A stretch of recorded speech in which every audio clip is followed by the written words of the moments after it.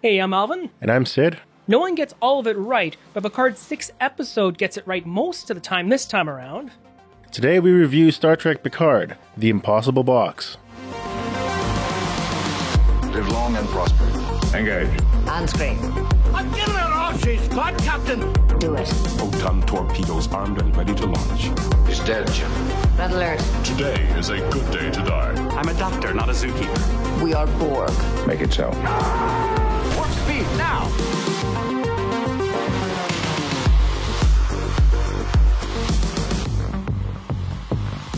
One of the things I really liked about this episode, Picard's PTSD. Yeah. So with Picard, his PTSD, we know that from Best of Both Worlds, he got assimilated.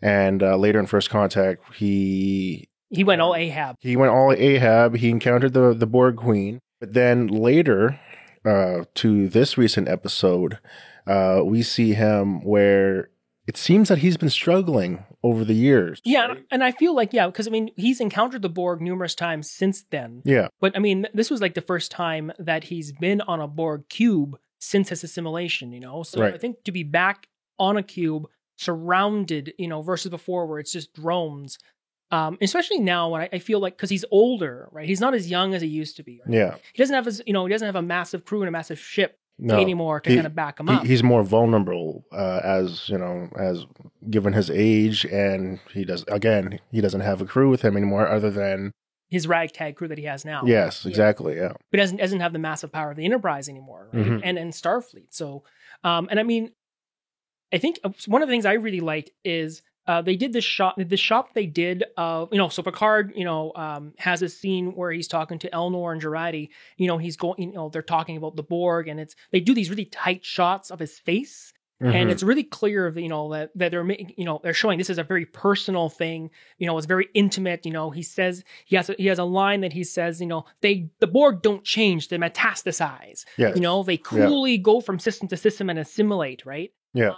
And then after this, he goes back to his chateau to kind of calm down. And you can see that he's like breathing hard. He's calming himself down. He goes to do research. I love this. And then they have this really awesome shot where he sees a picture of Locutus. The camera cuts right and overlay. Yeah, the overlay right in front, like the camera kind of centers in front of his face there with the screen or the holographic screen, and then he kind of try to check himself out in a way where he compares himself. Yeah, he sees himself. We have this shot of Locutus' face over top of his. Yeah, and that was like, oh boy, that's like bring back memories for us audience anyway. Yeah, that was such a good shot. It was pretty cool. Yeah, that's one of the things that stuck out one of the most for me out of this episode. Yeah. Yeah, and then when he finally gets to the cube too, I like that he had a panic attack. It shows that it really that he really still has issues with what happened. Yeah. It's strange seeing Jean-Luc Picard have a panic attack, I don't... Yeah, we rarely see that at all. I think that's, as far as I know, that was the first time I've ever seen him be that way, because even after all these years, like 20 plus, 25, 30 years after, that affected him hard. Yeah. Probably more than any of us realized. Yeah, and I think you said it earlier too, like, he's vulnerable, he's older now. Yep. Yeah, he's older, and he doesn't have a crew around him other than the ragtag crew he has. He doesn't have the Enterprise, of course, but all he has is these memories, these horrible memories that he has, and he's trying to repress that. But with all that said, when he saw Hugh for the first time in years, yeah, like he was like freaking out because some of the XBs grabbed him just to make sure he wouldn't fall. Yeah, because that would have been a far drop. Well, yeah, that Borg cube's huge already, right? So, but yeah, like seeing him there, and then he was like, "They won't hurt you." Yeah, they don't want you to fall. And then that's when Picard realized, like, "Hey, oh my God, Hugh?" It's you. And then I love that they had a nice big hug. Yeah. Good to see Picard finally get a friendly face. Yeah, it was a great moment for them. It's been years since they saw each other, and he was like, "Yeah, it's good to have a friendly face for once," And then basically just Hugh took Picard and said, "Hey, I'll show you the whole place. I'll help you out. Let me help you out." So Yeah, I like how throughout the episode, you see Hugh kind of guide Picard, and he shows him the reclamation project, and it was nice to see that Picard he sees what he sees the work that they're doing, and he starts to realize that the work that you're doing here, Hugh, was great. Yeah. And the Borg he said to himself, they're victims, not monsters, right? Yeah, like when Picard was seeing, all these, well, now XBs, like just sitting and, being treated for their horrors, basically. He was initially wondering, what are you guys doing? Like, what are you guys doing to these people, to these Borg? And then that's when Hugh said, hey, let's make let's make this one thing clear, that these were victims, right? We know they're all the same, and now with this reclamation project, we're making these people being people again. Yeah, so we'll get into the rest of the episode in just a second. There's some points I want to touch on.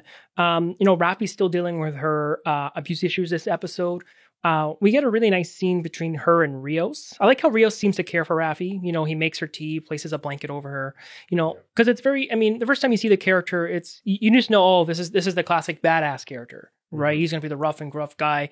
But I mean, we see him reading books. We see his holograms that or his EMHs, just running around all looking like him. Yeah, like he's I guess it's fair to say that he's a very robust character, that he could be anything in terms of, he could be defensive, he could be very soft, as we saw with Raffi, he's sarcastic. Yeah, he's sarcastic. He could be funny, he could be serious, he could be anything. Yeah, I like that, we're getting a little bit more deeper with him. I'd say between him, Jurati, and Raffi, I'd say he's probably getting the most range in terms of like the exploration, because I mean, I love Michelle Hurd as Raffi, but I also feel like right now it's like, okay, substance abuse problems, former Starfleet officer, I want to, issues with her family, and those are her battles, but I kind of want to see a little bit more from her. And with Jurati, the big thing is, the big twist is, last episode she killed Maddox. Yeah, right? that was a huge thing, and her like just saying, oh, like he couldn't take much of this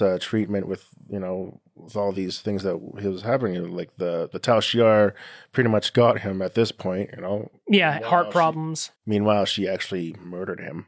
Yeah, and of course she must have covered it up, right? I'm surprised that the EMHs didn't.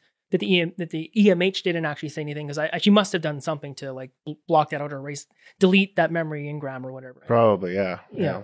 I don't know about. I mean, I kind of saw the relationship between her and Rios a couple, like 2 episodes away. Mm-hmm. I kind of thought that they were going to do something like that. I don't know how I feel about it starting here. It sounds like she feels bad and she needs. I can understand her. We've all been there. You want some moments. Something bad has happened to you, and you want some moments of happiness. So you do stuff and turn to people that maybe you shouldn't. Right? In this case, Rios. But I did like that he wasn't just like, okay, let's go. Right? But at the same time, I don't know. I don't know how I feel about, them starting just doing whatever they did. Personally, we know what they did, but I thought it was fine, but still. Personally, I felt it was a bit forced, just a tiny bit. Like, I mean, like Dr. Jurati, she felt, all these things, but at the same time, she just murdered a man. Yeah, right? And everyone deals with stuff differently. They had a good, bonding moment. Mm-hmm. On the cube, we see that Rizzo's getting impatient. Narek uses his little box thing to represent the long game. There's a lot of stuff that they, we see a lot of dreams. We see Soji. We see them talking about how Soji is having, dreams, and she's confided in Narek about her dreams. Mm-hmm. I kind of wish they also started, talking about, started showing that she was having dreams sooner. Maybe she did, and if she did that, I probably missed it, which I don't think I did, but if I did, I'm sorry. But I kind of wish they did more with the dream stuff, just because, like with the mom AI thing, I think they confirmed last episode that she is an AI, but they planted that seed in the very first episode. Maybe something was a little off about the mom, right. That one, like basically, I don't think that mom exists. No, it's an AI. Definitely an AI of some sort, like. So like 70 seconds into and Narek brings it up 70 seconds into every conversation she has with her mom, it cuts out. That's how long it is, right? And she doesn't even remember having falling asleep during these conversations, and when she does, it's like which is probably programmed and built in, right? Before we go further, we probably might find out one way or another if the mom is a hologram or can exist as a hologram. You know what I mean? Because if she's just an AI, then is she a synthetic herself or a hologram? Those are pretty much what kind of AI is she, right? Like, is she sentient? Is she just like a program that activates whenever Soji has to go to sleep and then, forget something? Because we see Narek really making her question her reality, with that, with all the questions that he's been asking. And of course, I think this was the big thing for her, because as soon as she calls her mom, she falls asleep. She tries to not fall asleep, but she still does. And when she wakes up, she remembers that, she fell asleep, and then she starts carbon dating everything, which I really like. I really like the really quick shots. You see her, you can feel the panic. Yeah, she's starting to realize where, oh crap, like everything's like exactly the same date. Yeah. Or time period, Yeah, everything is 37 months old, and she starts freaking out. She realizes something's really wrong here. How can this, how can only be 37 months old? And she confides in Narek, right? And Narek brings her to, and I really like that we're expanding on Romulan, again, continuing to expand on Romulan culture. This kind of meditation room, right? Narek guides her through this, kind of a reliving of the dream, right? Right. And then she finally gets to see, get to the point where she had never gotten past that point in the dream before, right? And you don't see the father's face, which makes you wonder, well, was it just never programmed, or was it programmed as it is? Yeah, or was it even programmed at all? Right? Yeah. The way she looks up, she sees, and here's one thing I want to question is, okay, so she looks up, she sees two red moons, and it's like, I see two red moons, but really red, like red as blood or something like that, and Rizzo finally realized, she comes to, okay, so we're looking for a planet with electrical storms with two red moons. I guess there's only one of those in the galaxy, Maybe, yeah. Suddenly it's like, okay, now we're good to eliminate, and I'm assuming to eliminate Soji, but I feel like it would have made more, from a tactical perspective, you wouldn't necessarily, and they obviously did it for drama, but I mean, I think if we're talking about a real life situation in which your android is revealed the location of all the other the motherland of all the other androids on a alien spacecraft that's been captured by other alien races. Right. I feel like they would have actually kept her around more, right? Just to confirm the actual place, or to get more information, right? Because they were perfectly primed to do that. Yeah, but instead it's like, nah, you're done, and just pretty much throws in the radiation box or whatever. Whatever it was, it was not going to be good for Soji, right? Yeah. Whether it was going to kill her or, knock her out or whatever, it was not good. I'm the assumption I have is that it was going to kill her. But then of course she activates and smashes through the floor, and then she just pretty much disappears after that. Yeah. And then that's when she was on the sensors again, because when you're in that room, like. Yeah, they were off sensors because Hugh had offered to help Picard find her, right? Right. Next thing you know, she just drops in the middle of the floor. Literally drops in the middle of the floor right in front of them, right? Yeah. Well, they were tracking her, so you can hear the little my second playthrough, I was listening to, okay, when they're tracking her, there's a little beeping sound. Yeah, they're tracking her. The beep speeds up, and it's like, oh, there she is. I like how Soji lands right in front of him. He's like, and he kind of gives her an exposition dump, right? And it's like, my name's Jean-Luc Picard. I'm a friend of your father's. I tried helping your sister, but I couldn't. Here's her necklace. Come, let me help you. Yeah. And she's like, do you know me? And I'm wondering if maybe she also had those flashes of Picard as well that that Dodge had. Maybe she did, maybe she didn't. Either way, he's he pleads with her, let me help you, come, let me help you, right? Yeah, I was kind of hoping that it would somehow activate at that moment, but I guess it didn't. So yeah, maybe it did, maybe it didn't. Who knows? Either way, they didn't feel the need to show a flash of that, right? Right. Yeah. I'm wondering, with Soji and Narek's relationship as to whether or not, I feel like this is coming, because it looked like he was crying real tears when, after he had killed her. And he said, it was interesting because when he says, when he finally knows he has to kill Soji. Yeah. That's when he realized where it's like, damn, I have to do my job now. Yeah, but he has those lines, and I feel like he wasn't really talking to Soji, he was talking to himself, He says, it's because you're not real and you never were. I don't feel like he was talking to her. Yeah. I feel like he was talking to himself, because immediately after that he leaves he runs out, or he hurries out. He hurries out. Leaves the box. Leaves the box thing. He's standing. He's crying. Right. I feel like if he really didn't care, he wouldn't be shedding tears. So I feel like at some point we're going to see a situation where he is going to turn. He's going to come to her rescue. Maybe. Yeah. Switch sides. Switch sides, and then reveal the whole grand scheme of things. That's what's going on, like with his sister. Who's definitely going to be bad. I Yeah. feel like she's definitely going to be like end up being one of the main antagonists. Like I could see Narek, switching sides, but I mean definitely not Rizzo. Oh, Rizzo, yeah. Like I can't see her doing that anytime soon, if anything at all. Like she definitely plays a pivotal role because she's already a double agent, as we see it already. Like she's within Starfleet. She's definitely in the Tal Shiar, and that brings bigger questions into how deep does the Tal Shiar go in Starfleet? Like how many, if they have any more agents, if any at all, are within Starfleet from the Tal Shiar. Oh yeah, for sure.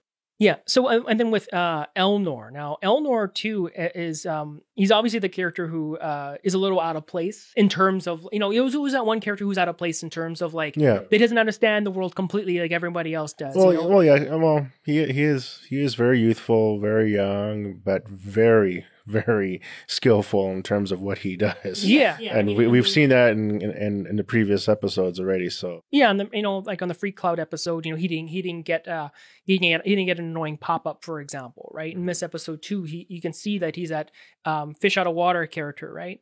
In the beginning of this episode, he wants to go with Picard. Picard does not want to go alone, obviously, but so the second Picard says you will not come down, right? You will stay here. He's going to end up on the Borg cube somehow. Yeah, he's going to end up on there somehow. And then that moment when they were going to that room. Yeah, they're going to the Borg Queen's cell. Yes. And it's like the Romulans are on their way. And Soji's starting to get the same thing. They had some parallels between Soji and Dahj. When Soji appears, do you know me? And that's what Dahj had said to Picard earlier. Dahj starts to have the superhuman hearing that Data had all these abilities before too. I feel like just they use other emphasis, right? They had a whole series to basically say I can move faster, I can do things faster, I can do all these things better than humans. But she's she has the same thing where she's like I can hear them coming. That's something they had a parallel with Dahj, right? Right. Like she's basically already starting to activate. Yeah. As what Dahj happened in the first episode. Yeah. And now we're seeing that a little bit more in detail with Soji. Yeah. And I feel like I hope that we're going to see and get to connect more with Soji, because we've had more time with her, but personally, I feel like I've connected more with Dahj. Maybe it's just because it was the first introduction, Yeah. So I'm hoping we're going to get more time to dive deeper into Soji as a person. Instead of just like an android. Yeah, I think we're slowly getting there with that similar, I'd say, audience relationship with Dahj, with Soji. So we're definitely getting there for sure. That's similar feeling with her. Yeah. So I love that they had a callback to Star Trek Voyager. So Hugh leads them into that Borg Queen cell, and he activates a spatial trajector, which has a theoretical range of 40,000 light years, right? We saw this in like the first season of Voyager episode Prime Factors. It was one of those things where, it's like, oh, here's a possible way for Voyager to get home quicker. No, can't do it because it's not compatible with Federation. Actually, I didn't pick that up. I had to look it up. And then as soon as I looked it up, I'm like, oh, I remember that episode, but it's from the first season. I usually don't rewatch a lot of the first season episodes. Yeah. I barely remember that. I've only seen them 2 or 3 times. Yeah. Instead of like, Equinox, which I've seen like 12 times. You know what I mean? Like, Equinox is a great episode, but that's another conversation. That's another conversation. Yeah. So and I actually didn't have an issue with, this convenient transporter thing that they use to beam them this far away. I'm assuming they're not going 40,000 light years, because that I would be kind of ticked off if that actually they did that, because then it was like, well, how's Elysium supposed to get there? And like, you know what I mean? Like, I'm sure they're going a theoretical range, maybe to see Riker and Deanna, right? Yeah. But I did have, I did find a convenient, but for me, the big, this is a big convenience is Elnor, because we're coming back to Elnor now, which is, I think what I started this whole thing about is, Elnor was, he beamed down, defying orders. And then of course, nobody noticed that. And, he conveniently shows up in at the exact moment when those Romulans showed up. And that's when he just said, nah, you guys are done. And just slices their heads off. Yeah. So yeah, he shows up. Yeah, so I found that part convenient, but I mean, otherwise, I actually didn't. I actually liked the beam away portion, and it was nice to see that Picard basically says I don't want to leave you behind. I'm not leaving without you. I'm not leaving you again. And you could tell Elnor was like that. It makes me happy to hear you say that. Right. It's not going to be abandoned again. But he basically says, yeah, but you better get going because I gotta, I gotta cover your escape, right? So of course Soji and him go. So Soji and Picard go through this teleporter, and the last thing we see in here was Elnor telling Hugh to stay behind him.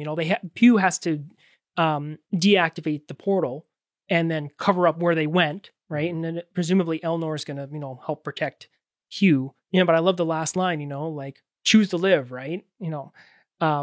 Which is just call back to like his introduction. So. So for me, the big things that stood out this episode was, it was a long episode, but it didn't feel long. It didn't feel long because everything was going at a pace where it was nice. It was nice, and things happened. It was steady, but nice. Rather than let's say the first episode going back there, it was a little slow, but I guess for good reason because it was a build up, right? We want to say, okay, what's going on? What's this? What's that? And I have a gripe with some other shows. I will say The Walking Dead. One of the things I really started to hate with The Walking Dead is that it took forever for them to get places and to do something, for something really to happen. They dragged it on, dragged it so much. And Picard has had some issues with pacing. But I think, because we only have the 10 episodes, that's why we see things like, instead of them holding out with Soji, it's okay, we're going to have to eliminate her. They can have all these in-universe excuses like, we don't want to risk her activating, or this was actually enough to go off of because we had X amount of information. Right. We already had this on a pre-planned or a map of possible places, but there's so many, right? Yeah. Etc. But yeah, I like that we're not seeing that, where they're not just dragging stuff, like everything. It's a slow burn, and it's much slower than, say, Discovery. But at the same time, I do like the pace of the show overall. Yeah, so far, like now we're in the second half of the whole season here. The pacing has already, I think it's fair to say it's picked up. Yeah. And I think it's going to keep going in a steady pace as we go from this point on. We're now in mid-season, we're at episode 6, and things are flying. Yeah, but at a good pace. And I feel that's an issue that Discovery has, is that it's always breakneck pace, so you never have time to breathe. So when you get to something that should feel exciting, like the scene where Hugh is running with Picard and Soji, I love that. I love that one shot, that kind of trucking shot that they had with them as they ran, and I felt like, I felt like they were in danger. I felt like this was a thing. Yeah. This is exciting, but I felt exciting because it should. The adrenaline was pumping there too, because you felt as if you're with them in that hallway, running with them almost, right? Yeah. You notice some of the aesthetics choices they made with the Borg cube too, like the whole and I read this online. People have pointed out it's like the Transformers all spark kind of look, with the shifting walls and everything, which was actually pretty cool. Yeah, I'm okay with it. I assume that they assimilated that technology from something else. But it still looks very Borgish, right? And you still have like the Borg alcoves and everything else. So I guess that they'll come into play where in the original, in TNG and later into Voyager, they were talking how the walls will keep moving and evolving, but I guess because budget reasons they couldn't do that. If you remember back to the first TNG episode where, they had fire torpedoes at the Borg cube, and they did a really intense close-up shot, on the view screen, and you saw the Borg cube regenerating, right? You can kind of see what it was like pipes and stuff like kind of like it was like bent out of shape, and then now it's starting to straighten up, and then starting to become a ship again as itself.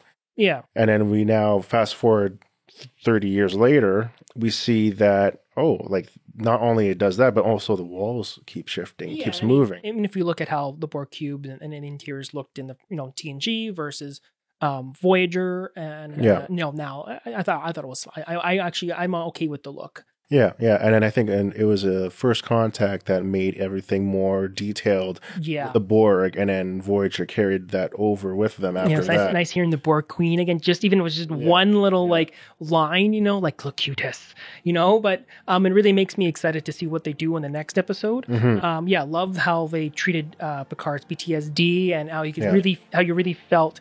How I don't know about you, but I really felt his anxiety over this. You know what I mean? So it's really excited to see where they take the next episode. Yeah, for sure. The Trekly theme is Gravity by Stanley Gurvich, found on Artlist. All stock images and videos were acquired through Pixabay. Podcasting services acquired through Spreaker. All images and videos related to Star Trek are owned by CBS Corporation and are used within fair use laws. Please don't sue us. Thanks for bibbing aboard with us today. If you like the show, please hit that like and subscribe button and hit that notification bell. We really enjoy these episodes, and if you'd like to support the show, please consider buying us a coffee. You can do that on CoolDiscuss.com, where you can also check out our other shows. Until next time, live long and prosper.